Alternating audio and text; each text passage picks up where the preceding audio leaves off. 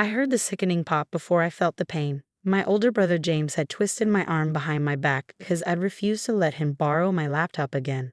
Last time he borrowed it, he'd sold it for gambling money.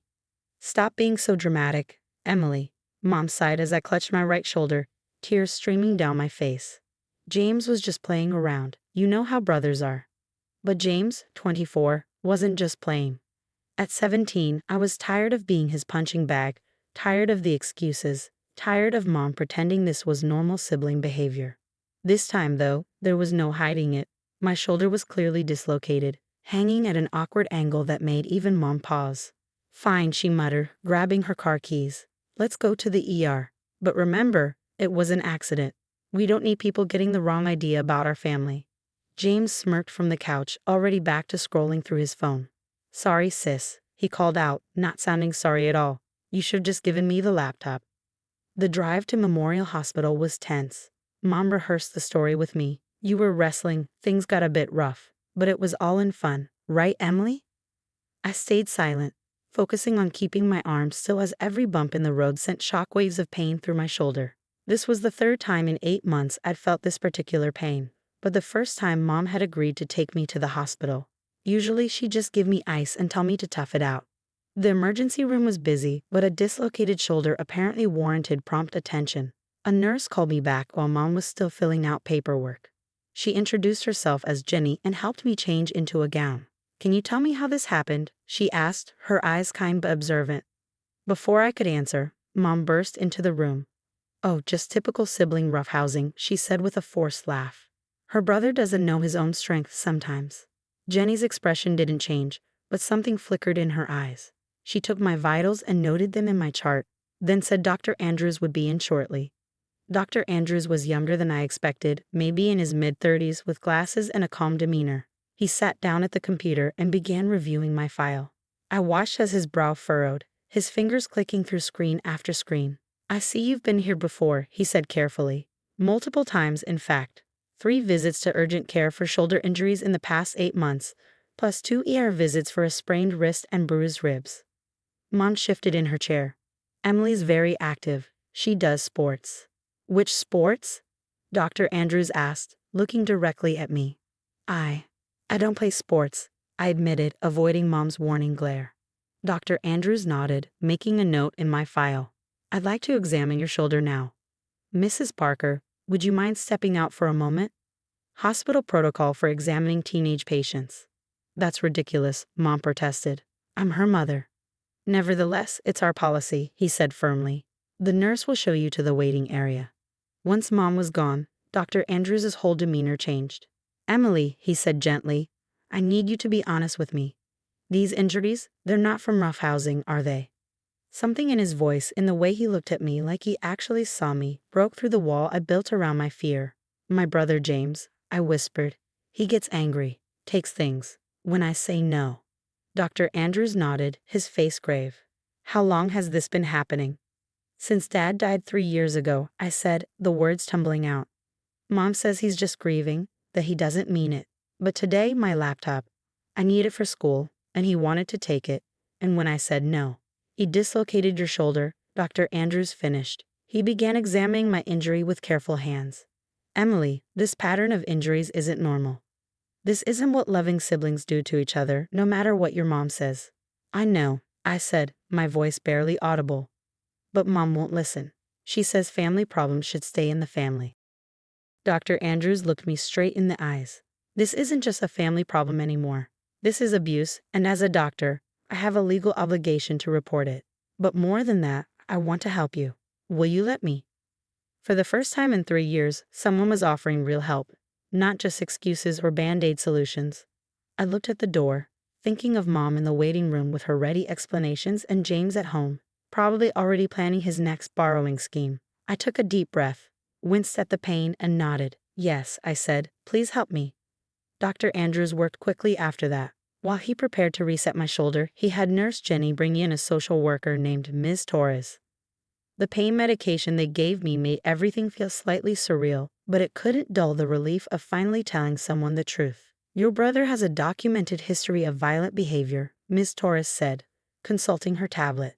2 assault charges that were dropped, and a restraining order from an ex-girlfriend. I hadn't known about the restraining order, but I wasn't surprised. James had always been good at making others fear him while convincing our mom he was the victim. Mom will never believe me, I said, wincing as Dr. Andrews began the procedure to reset my shoulder. She'll say I'm trying to ruin James's life. 1, 2, 3, Dr. Andrews counted, then manipulated my arm. There was another pop, and suddenly my shoulder was back in place. The relief was immediate, though a deep ache remained. Your mother's belief isn't required, Ms. Torres explained while Dr. Andrews secured my arm in a sling. The evidence of repeated injuries, combined with your statement, is enough for us to take action. You're a minor, and we have a duty to protect you. A police officer arrived to take my statement. Officer Chen was patient, letting me tell my story at my own pace. I told her about the laptop, but also about the other times, the borrowed birthday money, the destroyed art projects, the threats if I told anyone. Your mother's enabling behavior is part of the abuse, Officer Chen explained. She's failing to protect you, which makes her complicit. Meanwhile, Mom was getting increasingly agitated in the waiting room. I could hear her demanding to see me, insisting this was all a misunderstanding. We have options, Ms. Torres said. Your aunt in Portland is willing to take you in. We've already contacted her. Aunt Sarah, Mom's sister, would stop visiting after arguing with Mom about James's behavior. She'd seen through him years ago, but Mom had accused her of trying to divide the family. James will be arrested, Officer Chen added. With your documented injuries and statement, we have enough to charge him with assault. The next few hours passed in a blur. Mom finally burst into the room, but by then everything was in motion. She alternated between begging me to recant my statement and threatening me with family abandonment. How could you do this to your brother? She cried. He's had such a hard time since your father died. Mrs. Parker, Dr. Andrews interrupted firmly, your son has been systematically abusing your daughter. These x-rays show repeated trauma to her shoulder joint. This isn't sibling rivalry, it's assault. You don't understand our family, Mom shouted. I understand enough, he replied calmly. I understand that Emily needs protection, and if you won't provide it, we will. Officer Chen received word that James had been arrested at our house. They found my laptop in his car, along with receipts from a pawn shop showing a pattern of selling stolen items. Aunt Sarah was already on her way from Portland. Ms. Torres helped me pack a bag from home, accompanied by police officers who kept Mom at a distance while I gathered my belongings. This is temporary, Ms. Torres explained, just until we can ensure your safety and James gets the help he needs. Mom followed us around the house, switching between anger and pleading. Emily, please, he's your brother. We can work this out as a family. But looking at my bedroom, the broken lock, the missing valuables, the chair I pushed against the door at night, I knew there was no working it out. This wasn't family, this was survival. As we left the house, I saw James's car being towed away for evidence. Mom stood in the doorway, crying, but not reaching out to stop me. Maybe, somewhere deep down, she knew this had to happen. You did the right thing, Dr. Andrews told me before I left the hospital. It takes courage to break the silence. Remember that. In the social worker's car, heading to a temporary safe house to wait for Aunt Sarah, I touched my shoulder gently. For the first time in years, I felt something beyond the pain and fear. I felt hope. My phone buzzed with messages from Mom. Please come home. Don't destroy our family. James said he's sorry. I turned off my phone and watched the familiar streets disappear behind us. Sometimes I realize saving yourself means leaving behind the people who refuse to save you. 6 months later, I sat in a Portland courtroom, my Aunt Sarah's hand steady on my shoulder, my now healed shoulder. The judge was reviewing the evidence one last time before announcing James's sentence. My brother sat with his lawyer, looking smaller somehow without his usual intimidating presence. Dr. Andrews had flown in to testify, presenting my medical records and explaining the pattern of injuries he discovered. In my professional opinion, he'd stated firmly, these injuries were consistent with repeated intentional trauma, not accidents or rough play. Mom was there too, sitting behind James. She'd spent the last 6 months sending alternating messages of guilt and blame. I miss you, followed by how could you abandon your family? But living with Aunt Sarah had shown me what a healthy home felt like. One without fear, without missing belongings, without the need to barricade my door at night. The judge cleared his throat. James Parker, this court finds your actions particularly disturbing. You systematically abused your minor sister, using physical violence and intimidation to exploit her financially. The evidence shows a clear pattern of escalating violence that, left unchecked, could have resulted in even more serious injury. James was sentenced to 3 years in prison with mandatory counseling and anger management. The judge also made the restraining order permanent. He wouldn't be allowed near me until I was at least 21, and even then, only if I chose to allow contact. After the sentencing, Mom approached me in the courthouse hallway. She looked older, tired. "Emily," she said softly, "I'm sorry, I should have protected you."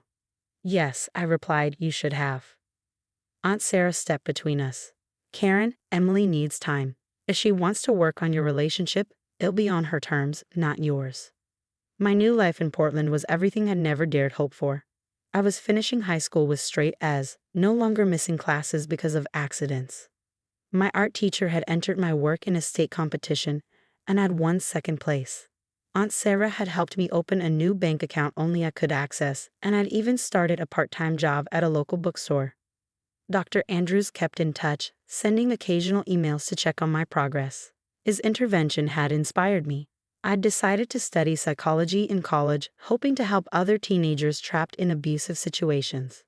"You're thriving," my therapist Dr. Martinez noted during one of our weekly sessions. "But it's okay to still feel angry about what happened." "I'm not just angry," I admitted. "I'm grateful. Grateful to Dr. Andrews for seeing through the lies, grateful to Officer Chen for believing me, grateful to Aunt Sarah for giving me a real home." The nightmares about James had mostly stopped, though sometimes I still woke up checking my door's lock. But Aunt Sarah had installed a security system, and for the first time in years I felt safe in my bedroom. 1 year after that day in the ER, I received a letter from James in prison. Aunt Sarah offered to read it first, but I decided to open it myself. "Dear Emily, the counselors here are helping me understand what I did to you. I can't blame Dad's death or gambling addiction anymore. I hurt you repeatedly, and I'm sorry. I don't expect forgiveness, but I want you to know I'm working to change." I folded the letter and put it in my desk drawer. Maybe someday I'd be ready to read the rest, but not yet. For now, I was focused on healing and building my future. Mom had started therapy too, finally confronting her role in enabling James' abuse. She'd sent a birthday card last month, not asking for anything, just saying she was proud of my art award and hoping I was happy. Standing in my room at Aunt Sarah's house, looking at my new art supplies and intact laptop, I touched my shoulder, once a symbol of fear, now a reminder of the day I found the courage to speak up. On my wall hung the framed quote Dr. Andrews had sent me. "Healing doesn't mean the damage never existed. It means the damage no longer controls your life." Later that week, I spoke at a hospital training session about recognizing signs of abuse. In the audience, I saw the same determination in the medical staff's eyes that I had seen in Dr. Andrews's that day.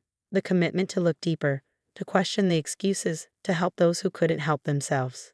Sometimes, I told them, saving someone is as simple as being the first person to say, "I don't believe this is an accident." Sometimes that's all it takes to break the cycle.